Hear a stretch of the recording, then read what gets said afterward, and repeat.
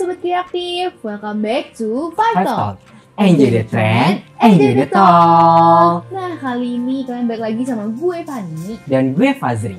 Nah, kali ini gimana nih kabar Sobat Hit semuanya di rumah? Semoga kalian sehat-sehat aja ya dan lagi happy kayak kita. Amin dong, karena kita berdua ini selalu membawa happy vibes gitu ke teman-teman yang ada di rumah. Betul banget. Nah, jadi kali ini gue pengen ngenalin ke kalian sosok atau seseorang nih yang bakal sharing-sharing tentang kita tentang dunia industri kreatif yang kelihatannya tuh seru banget dan banyak banget aktivitas dan selalu kayak harus bisa kreatif gitu ya. Betul banget Van, bukan hanya sobat kreatif aja nih yang penasaran, tapi gue juga penasaran banget tentang industri kreatif ini. Karena setiap kali gue ngeliat karya industri kreatif gitu kayak oh my god, ini keren banget dan gimana sih cara buatnya gitu. Jadi di sini kita bakal bincang lebih lanjut lagi.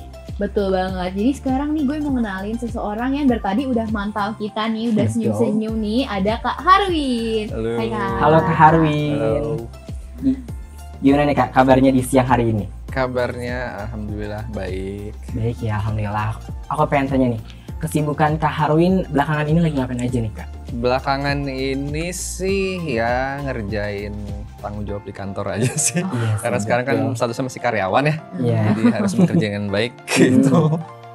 Sebenarnya aku mau nanya juga sih Kak, Kakak udah berapa lama sih tertarik sama industri kreatif dan gimana nih bisa awalnya terjun ke industri ini? Kalau tertarik mungkin aku udah lama ya, mungkin dari SMP ya. Secara tidak sadar tapi ya. Iya. Kayak aku suka gambar, katakanlah suka gambar atau misalnya suka ngeliatin video-video bikinan orang gitu, video klip misalnya. Itu dari SMP, cuman kalau beneran akhirnya terjun ke industri ini kurang lebih udah hampir 5 tahun ya. Maksudnya di bidang profesionalnya ya. Gitu. Ini yang udah dari kecil suka, terus juga karirnya udah 5 tahun gitu ya. Jadi lumayan luar biasa. Luar biasa ya. Oke, aku pengen tanya lagi nih ke Kak Harwin. Apa sih, ada nggak sih Kak latar belakang pendidikan Kakak tuh ada korelasi nggak sih sama karir Kakak sekarang ini? Kalau ditanya gitu sebenarnya aku termasuk yang beruntung sih karena latar belakang aku di DKV, di desain komunikasi visual, terus akhirnya sekarang terjun di bidang advertising, jadinya lumayan sejalan. Cuman kalau misalnya kita ngomongin industri kreatif kan sebenarnya luas banget ya. Iya. Kadang orang awam menilai bahwa industri kreatif itu cuma terpatok sama visual nih atau misalnya sama orang-orang yang melek digital gitu. Padahal kan sebenarnya kalau kita ngomongin industri kreatif tuh bahkan UMKM juga sebenarnya bisa dibilang industri kreatif dong kalau misalnya kita ngomongin kreatif dalam apa ya? Dalam general gitu ya, secara fundamentalnya ya luas. Misalnya lo bermain di patung misalnya atau misalnya kriya-kriya apalah bentuknya itu juga kan industri kreatif ya. Karena menghasilkan uang kan di situ juga gitu sih. Jadi memang gak terpatok sama jurusan tertentu ya Kak. Jadi jurusan manapun punya kesempatan untuk terjun di industri kreatif. Betul, karena luas banget gitu ya. Betul banget. Nah, tapi Kak aku penasaran kan Kakak udah terjun 5 tahun gitu ya. Punya nggak sih pengalaman atau kesan yang paling Kakak inget selama kerja di industri kreatif? Kalau kesan yang selalu aku ceritain ke teman-teman ya itu sih aku kalau sekarang nggak bilang aku kerja tapi kayak main tapi dibayar gitu. Kayak aku ngelakuin apa yang aku suka dan digaji gitu. Itu kan kayak siapa sih yang mau nolak itu gitu. Iya betul. Udah dream job, passion lagi, jadi dibayar lagi. Kerjanya tuh kayak nggak beban gitu ya, jadi enjoy the flow gitu ya Kak. Iya. Gitu ya. Aku juga pengen nanya lagi nih, apa sih Kak yang membedakan antara bekerja di industri kreatif dengan industri-industri yang lainnya? Gimana tuh Kak? Dari aku startnya sebagai seorang graphic designer bisa bisa meluas gitu loh. Tiba-tiba sekarang aku jadi creative director, pernah nanganin konten-konten juga gitu sih.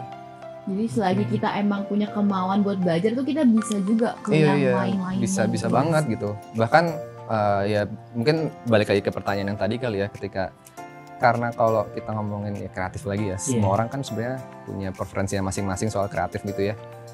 Jadi ya itu sih yang aku suka di industri ini sih seluas itu dan sefleksibel itu. Kita bisa nemuin orang dari bidang mana gitu ya. Betul. Oke, berarti memang nggak terpatok nih untuk teman-teman yang mungkin sekarang udah dapet jurusan impian terus pengen kerja di industri kreatif, bisa nih kalian coba di industri kreatif kayak gitu.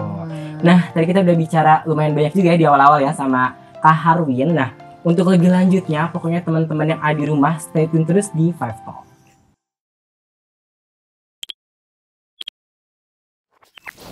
balik lagi di Five Talk. Enjoy the trend, enjoy the talk. Nah, Sobat Kreatif, tadi kita sudah mengupas sedikit doang tentang Kak Harwin ini. Selanjutnya kita akan tuntas lebih dalam dan lebih lebih luar biasa lagi tentang Kak Harwin di industri kreatif. Betul banget. Nah, aku tuh penasaran banget nih Kak, karena kita semua kan pasti punya ekspektasi terhadap suatu hal ya.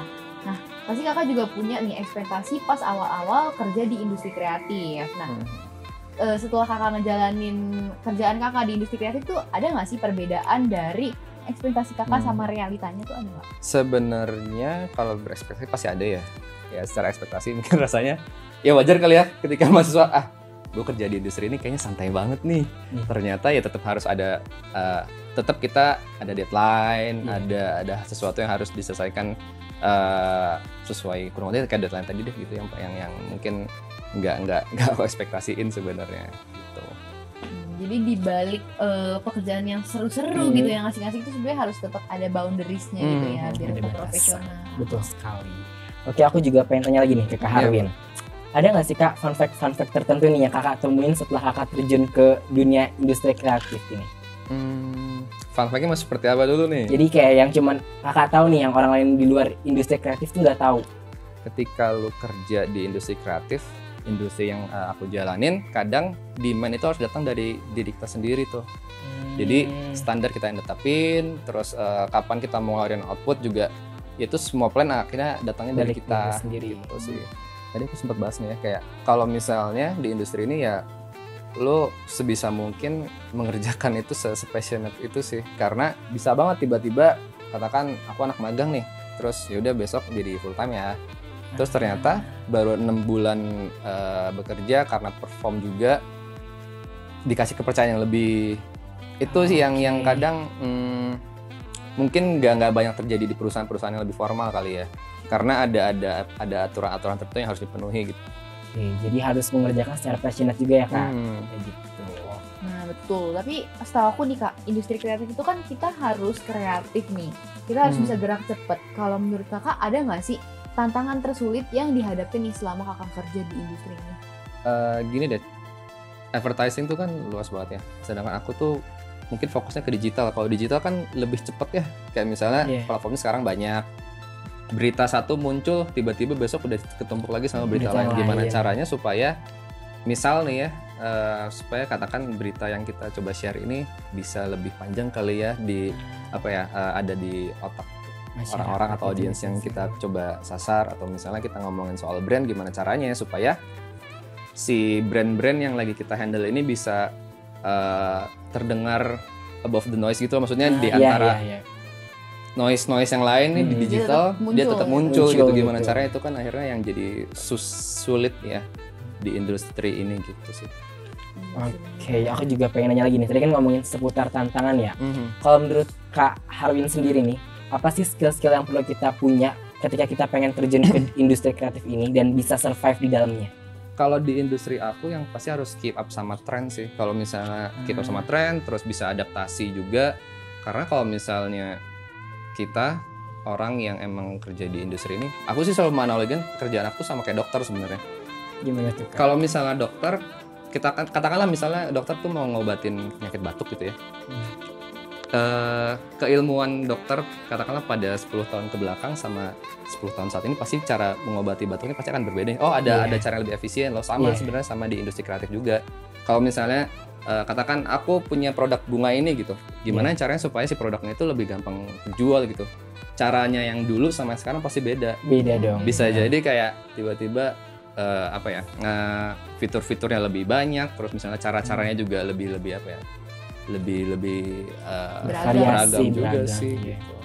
Berarti Kak Harwin besok mungkin bisa buka praktek ya? Bisa. Praktek digital agency. Jadi ya sama kayak dokter, jadi lu harus terus belajar. Kalau di industri kreatif nggak ada kayak, aduh gue udah mentok nih di industri kreatif, kayaknya enggak deh. Jadi nggak ada limitnya. Nggak ada limitnya, karena ntar tiba-tiba ya selama masih perkembangan itu terjadi, ya industri ini akan tetap hidup sih.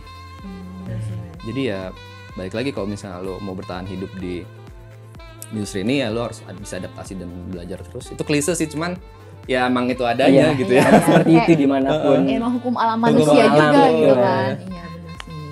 Nah, aku juga mau nanya nih Kak, ini kan udah ada nama aja tuh udah industri kreatif gitu ya, pasti ada tuntutan di setiap karyawannya untuk berpikir secara kreatif. Tapi gimana sih Kak biar ide kreatif kita tuh nggak habis gitu?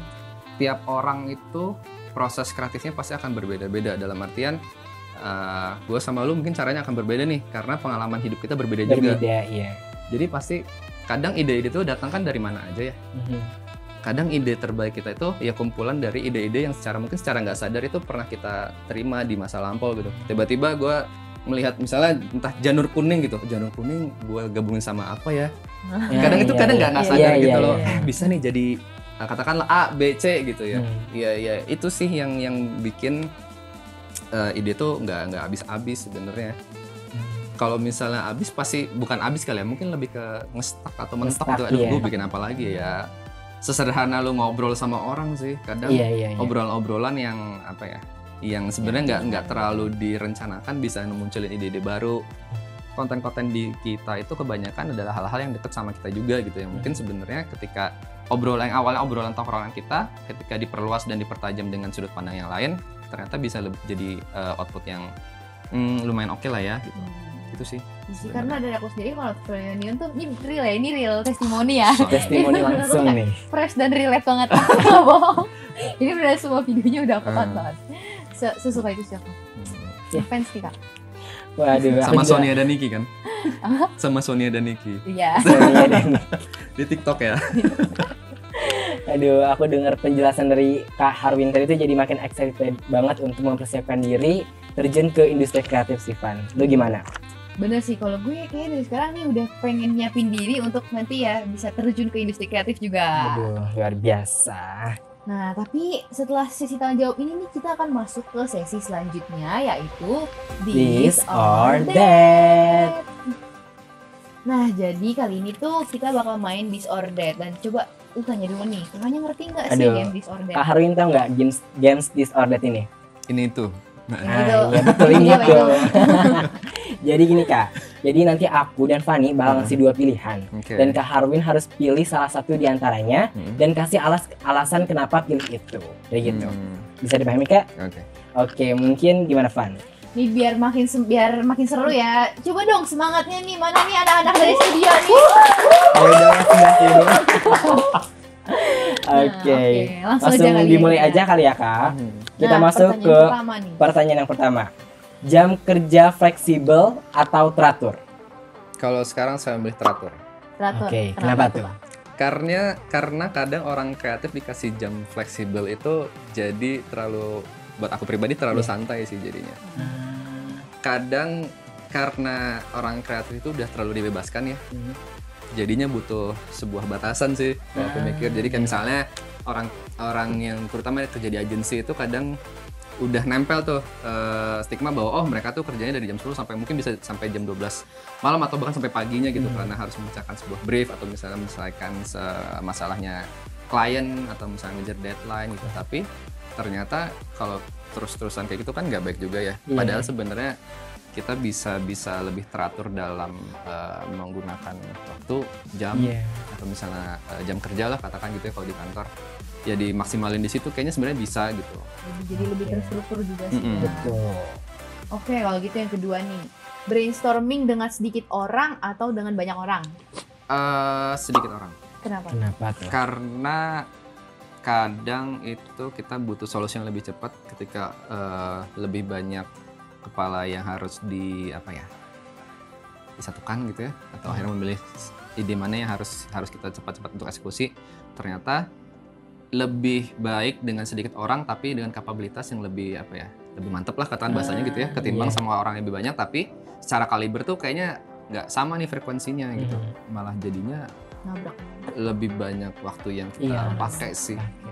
Jadi nggak efisien aja gitu kalau misalnya terlalu banyak orang. Oke deh, kita langsung beralih ke pertanyaan yang ketiga. Ide baru yang fresh atau inovasi baru dari sebelumnya? Inovasi baru dari sebelumnya. 1, 2, 3. Apa? Inovasi baru dari sebelumnya? Coba boleh deh. Ide baru yang fresh atau inovasi dari sebelumnya yang udah ada, dibikin baru lagi. Ide yang fresh yang pasti ya. Karena kalau misalnya orang kreatif kreatif itu kadang jadi stuck karena dia terlalu banyak mengulangi pattern yang sama gitu loh. Katakan misalnya bikin konten A, ya udah bikin konten A terus akhirnya sampai bingung kira-kira dari konten gue bisa diturunin kemana lagi ya. Karena kalau kita ngomongin konten gitu ya, itu sih kayaknya kalau aku pribadi ide yang fresh sekali ya. Iya sih, karena kayak ada batasannya gitu, ada mentoknya gitu pasti. Ada yang baru juga gitu. Nah, yang terakhir nih Kak, take a lead atau take a role? Kalau aku take Take a role, Kenapa tuh Kak? karena kayak kalau aku tuh punya apa ya, semacam nggak tahu filosofi atau bukannya ini. Jadi aku tuh nggak bisa jadi, ibarat analogi cahaya sama bayangan deh. Aku tuh nggak bisa jadi cahayanya, tapi aku percaya aku bisa jadi bayangan. Maksudnya ketika cahayanya itu kuat, bayangannya akan semakin pekat kan. Iya, benar-benar. Itu semacam nggak tahu sih, itu filosofi yang aku pegang aja gitu. Maksudnya nggak semua orang itu kadang kan, aduh gue harus jadi pemimpin, gue harus jadi orang yang dilihat semua orang gitu. Padahal ya nggak harus semua orang jadi cahayanya gitu. Sebenarnya lu bisa ngambil peran sebagai seorang atau sebagai bayangannya gitu. Kalau misalnya cahaya nggak ada bayangan juga ya buat apa kan sebenarnya. Iya. Kita juga butuh bayangan yang kuat gitu kan. Iya. Oke deh. Itu dia. Bagus filosofinya. Aku jempol. Oke, itu dia sesi This or That. Gimana nih Kak menjawab pertanyaan tadi? Masih biasa ya pertanyaan. Aduh, masih biasa Van. Belum Gimana, Van? menendang gitu ya Belum pertanyaan menendang. kita. Oke deh, kalau misalnya belum dendang, insya Allah nanti selanjutnya harus dipersulit ya tim kreatif. Kira ntar ditendang ya. Nah, biar makin seru lagi, biar makin deg-degan nih, kita ajak Kak Harwin ke segmen selanjutnya. Yaitu segmen Apa Kata Netizen. Nah, jadi kita udah dapet nih beberapa tanggapan dari para netizennya 5TV.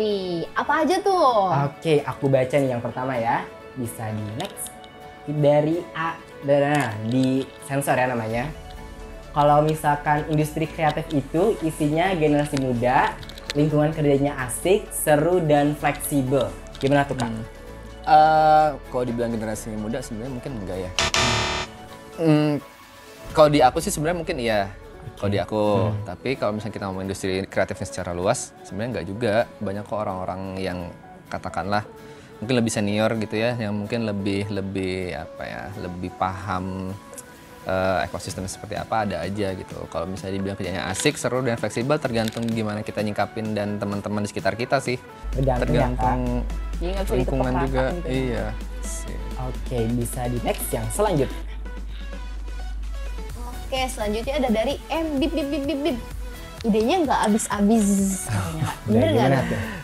Ada kalanya kali ya kita mungkin bukan abis tapi lebih ke tadi yang sempat kita bahas juga soal stuck kali ya. Kayak aduh bikin apa lagi ya gitu. Jadi nggak bisa habis-habis itu enggak. Tapi mungkin nge-stuck. Iya, butuh waktu untuk dapat lagi idenya kayak gitu. Tuh. Kita langsung ke yang selanjutnya dari P. Bip. Dia bilang kalau misalkan industri kreatif itu pusing mikirin ide kreatif yang nggak ngebosenin. Bener gak tuh Kak? Mungkin kalau dipikirin jadi pusing. Kalau dilakuin mungkin enggak. Jadi nggak boleh nggak dipikirin ya. Iya, kalau dipikirin mungkin pasti pusing. Jangan sih. di overthink gitu ya Kak. Overthinking gitu ya. Jangan overthinking. langsung eksekusi aja gitu. Iya. Oke, selanjutnya. Selanjutnya ada dari R. Bip. Kalau misalnya industri kreatif pasti orangnya kreatif. Masa sih? cenah. Kreatif. Oke. Ya mungkin secara tidak langsung harus dituntut untuk kreatif terus kali ya. Iya sih. sih, Jadi betul. kayak otaknya udah bekerja secara kayak ini bisa diginiin gini. Tapi kan kalau misalnya kita ngomongin kreatif di semua industri ya harusnya bisa kreatif ya. Iya. Karena kan kalau misalnya kita ngomongin kreatif tuh irisannya sama pemecahan masalah ya. Iya nggak sih? Betul. Cara memecahkan Cara masalah kan, itu ide kreatif. terus cara kreatif banyak lah gitu. Maksudnya nggak harus lo ngomongin industri kreatif pasti kreatif, nggak juga. Semua orang di semua industri itu harusnya kreatif gitu. Iya. Apalagi kita ngomong Indonesia ya. Ya, itu Indonesia itu paling kreatif ya kayaknya. Mungkin kita lanjut lagi. Bisa di next. Sudah Oke, selesai. itu dia yang terakhir. Sudah selesai. Selesai. Nah, karena kita udah di penghujung acara nih, sebelumnya gue pengen ngucapin banyak banget makasih kepada Kak Harwin udah nyempetin waktunya nih. Terima kasih juga udah mengundang. Iya, dari waktunya yang sangat amat padat di industri kreatif gitu kan. Masih mau datang ke 5TV untuk ngobrol-ngobrol bareng sama kita dan juga sama Sobat Kreatif. Nah, kira-kira ada nggak nih Kak yang mau disampaikan ke Sobat Kreatif di rumah? Yang mau disampaikan soal apa nih? Pesan-pesan atau saran boleh. Buat mungkin di luar sana sekarang, mungkin beberapa tahun ke belakang ini sempat jadi tren kali ya, kayaknya seru banget ya kerja di industri kreatif gitu. Tapi apakah gua harus menempuh jalur pendidikan yang beririsan dengan industri ini? Padahal kan sebenarnya menurutku enggak sih, karena banyak rekan-rekan kerjaku di kantor yang sekarang ini banyak dari backgroundnya bukan dan tidak langsung berhubungan dengan industri yang dijalanin gitu. Kayak misalnya tadi dari pertanian, dari teknik industri yang ternyata juga masih ada kok peluang untuk akhirnya lu bisa terjun ke industri kreatif. Dan jangan sampai stigma atau kesan tentang industri kreatif itu cuma dimiliki sama orang-orang yang menyatakan diri mereka kreatif. Kadang orang itu mungkin secara tidak sadar sebenarnya lu tuh kreatif gitu, tapi lu memang nggak sadar aja. Yang sadar itu mungkin adalah orang-orang di sekitar lu gitu. Gampangnya ini deh, aku mau nyebut brand boleh nggak sih? Kayak misalnya, boleh nggak tuh nyebut brand? Boleh nggak produser? Boleh. Kayak misalnya kita ngomongin soal produk asli Indonesia. Misalnya Gojek deh. Gojek kan dia ngebawa tagline pasti ada jalan. Itu kan sebenarnya biasanya ke kreatifnya orang Indonesia lah, gimana caranya dia menyikapi masalah gitu. Kayak misalnya kalau dari kita lihat iklannya, gimana sih caranya ada tukang bakso yang ngepisahin mie baksonya dengan kuahnya di satu plastik yang sama gitu. Dengan diikat dulu, terus baru masukin kuahnya, diikat lagi. Ada lagi mungkin yang dekat sama cowok-cowok di sini yang Jumatan yang sering pakai sendal jepitnya copot. Terus bukannya dibeli baru, tapi ya coba diakalin deh, dibolongin, terus di bawahnya dikasih paku gitu. Itu kan kreatif juga ya. Iya. Ada lagi ya, banyak sih sebenarnya contoh-contoh kreatifnya Indonesia lah gitu. Jadi sebenarnya pada dasarnya menurutku sih semua orang Indonesia tuh kreatif, cuman gimana caranya mengelola itu aja gitu. Jadi kalau misalnya tertarik sama industri kreatif, ya coba dipelajari dulu kali ya, industrinya seperti apa sih, dari apa yang gue punya itu kira-kira bisa gue terapkan kemana, karena ya industri kreatif itu luas banget gitu, nggak cuma melulu soal visual, audio, atau apapun itu yang terlihat di layar gitu, karena ya skupnya luas banget. Kalau diceritain di sini mungkin akan panjang ya. Iya benar. Jadi sebenarnya kreatif itu harus dikembangin juga ya kan, nggak bisa tiba-tiba muncul ke kita gitu kan. Harus ada penyesuaian gitu ya. Karena industri menurutku baik tadi ya, selama ada perkembangan zaman, industri kreatif kayaknya nggak bakal pernah mati sih. Iya sih, bener sih. Kayak akan terus ngikutin zaman gitu kan. Dan terus berkembang. Jadi kita harus bisa adaptasi. Betul banget, adaptasi. Karena kita sebagai manusia juga emang hukum alam kita untuk beradaptasi ya. Betul. Nah kita tadi udah nih ngobrol-ngobrol, kita udah kulik banyak banget nih tentang Kak Harwin, tentang Froyonion dan lain-lain. Apa sih yang akhirnya nih lo dapetin dari obrolan kita hari ini? Aduh, banyak banget sumpah, dan yang paling gua highlight banget adalah beradaptasi gitu. Jadi tadi penutup juga ya, beradaptasi. Jadi kita harus beradaptasi di situasi dan harus catch up sama tren yang ada di sekitar kita gitu. Jadi ya gitulah di industri kreatif, kalau misalnya kita gak catch up sama tren ya kita bakal ketinggalan gitu. Kayak gitu sih yang gue tangkap. Keren banget deh pokoknya ya. Pokoknya Sobat Kreatif nih jangan lupa untuk follow media sosial 5TV dan juga media sosial Kak Harwin di sini. Nah oke Kak, silakan Kak. Oke, mungkin itu aja dari kita bertiga. Akhir kata gue Fazri pamit undur diri. Dan gue Fani. Sampai jumpa lagi di 5 Talk. Enjoy the trend, enjoy the talk. Bye-bye.